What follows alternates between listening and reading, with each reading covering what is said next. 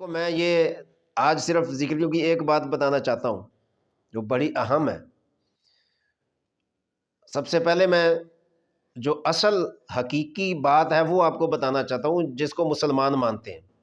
قرآن کریم کی سورہ بنی اسرائیل کی آیت نمبر 89 ہے، یعنی 79۔ اس آیت میں اللہ تبارک و تعالیٰ نے فرمایا کہ عسیٰ ان یبعثک ربک مقاما محمودا۔ اللہ تعالیٰ اپنے نبی صلی اللہ علیہ وسلم کو فرما رہے ہیں، جو آیت کے پچھلے حصے میں فرمایا کہ آپ فرض نماز کی پابندی کریں اور رات کی نماز کی پابندی کریں، اور جب آپ یہ پابندی کریں گے تو پھر آپ کا رب آپ کو ان قریب مقام محمود پر کھڑا کرے گا۔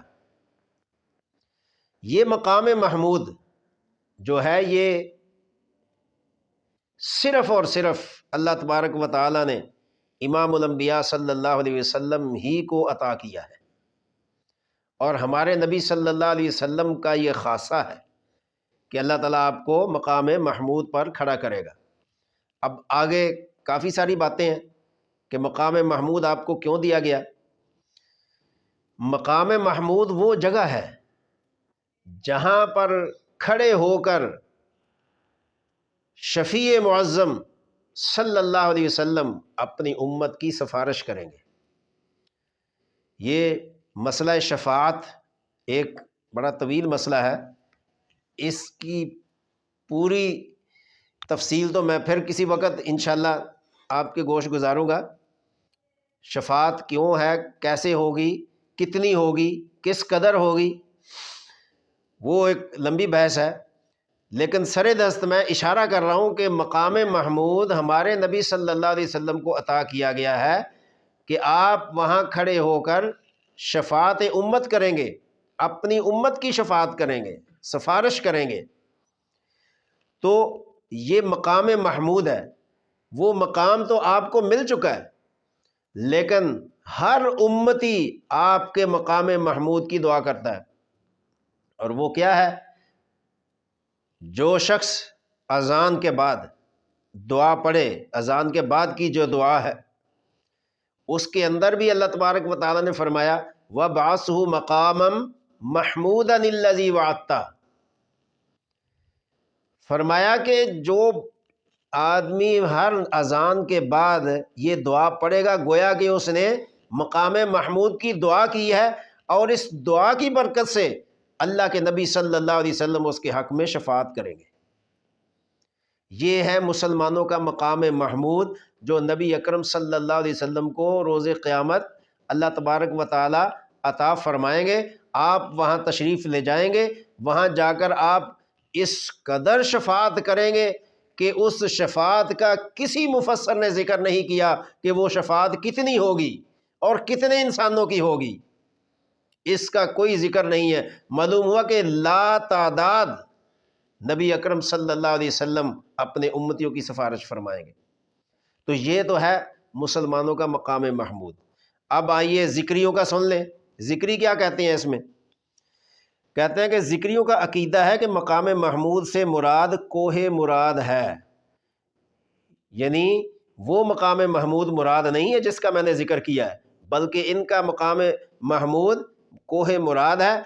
ہمارا عقیدہ ہے کہ مقام محمود عرشوں پر ہے، آسمانوں پر ہے، لیکن ذکریوں کا عقیدہ ہے کہ مقام محمود کوہ مراد میں ہے، یعنی دنیا میں ہے۔ اور کہتے کیا ہیں؟ کہتے ہیں قرآن کریم کی آیت ان یبعثک ربک مقاما محمودا سے مراد ذکریوں کے نزدیک تربت مکران کا وہ پہاڑ ہے جس کا ہر سال وہ طواف و حج کرنے جاتے ہیں، جس کا نام کوہ مراد ہے، جس کی تصریح ذکری رہنما جی ایس بجارانی نے اپنی کتاب نور تجلی میں کی ہے۔ انہی کے الفاظ یہاں ذکر کیے گئے۔ کہتے ہیں کہ مقدس جگہ مقام محمود ہے، اس لیے ذکری عقائد کی بنیاد پر مقام محمود کی زیارت کرنا فرض اور لازمی ہے، کیونکہ مقام محمود شفاعت کبریٰ کی جگہ ہے۔ چند علماءان دین کا خیال ہے کہ مقام محمود چوتھے آسمان پر ہے۔ یہ مقام جب کہ شفاعت کبریٰ کی جگہ ہے، بھلا کوئی بتائے کہ آسمان پر کون انسان جا سکتا ہے؟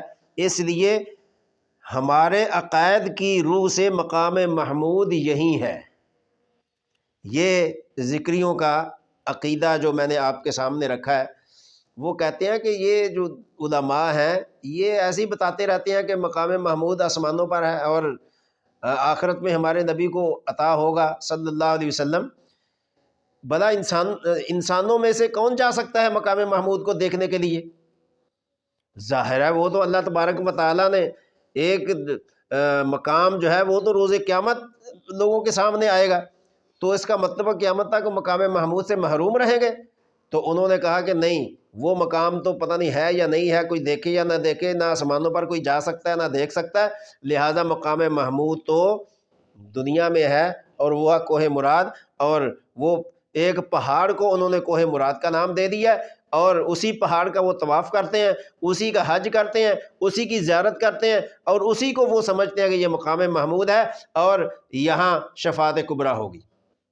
یہ ذکریوں کا ایسا گندا عقیدہ ہے جس پر انہوں نے، ذکری فرقہ نے، مقام محمود کا انکار کیا ہے اور مقام محمود کی شفاعت کا انکار کیا ہے، اور نبی پاک صلی اللہ علیہ وسلم کے شفاعت کرنے کا انکار کیا ہے، جبکہ مقام محمود کی اصلی حقیقت تو میں نے پہلے آپ کے سامنے واضح کر دی ہے۔